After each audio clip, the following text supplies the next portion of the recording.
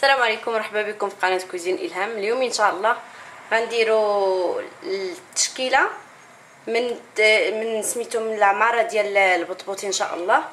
غندوزو المقادير. عندي هنا 3 ديال البيضات مسلوقين، عندي علبه ديال الطون، 2 معالق كبار ديال المايونيز، شويه ديال الزيتون بلا عظم بلا عظم. عندي هنا واحد شويه ديال واحد 4 ديال الحبات ديال الكورنيشون ولا الخيار المخلل، قطعته الى قطع صغيره هكا. غندوزو للطريقه ان شاء الله. في الخلاط الكهربائي غناخذ البيض ديالي غنحطو،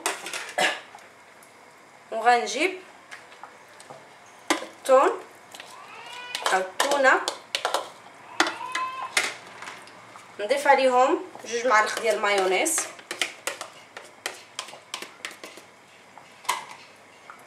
والزيتون، وغنخلط هذا الشيء كلشي حتى نتحصل على لاباط ديال التون او عجينه التون، حتى كنتحصل على معجون ديال التون على هذا الشكل هذا.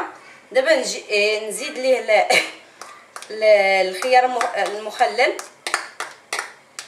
ولا الكورنيشون ونخلطو معاه مزيان. من بعد ما خلطت كلشي غنجيب البطبوط ديالي اللي كنت صوبت معكم، غنخلي لكم الوصفه ديالو في اخر الفيديو. غنعمر البطبوط ديالي على هذا الشكل، نحاول ندير الكميه مزيانه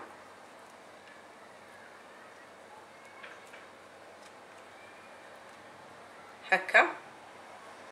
من بعد ما كنسالي العماره ديال البطبوط ديالنا كنتحصلوا على هذا الشكل هذا.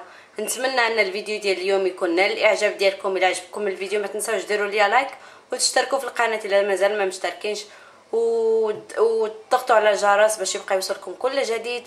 واذا كان شي سؤال ولا اي استفسار خليوه لي في الكومونتير لتحت وانا مستعده نجاوب على كل شيء. شكرا لكم، فرصه اخرى ان شاء الله.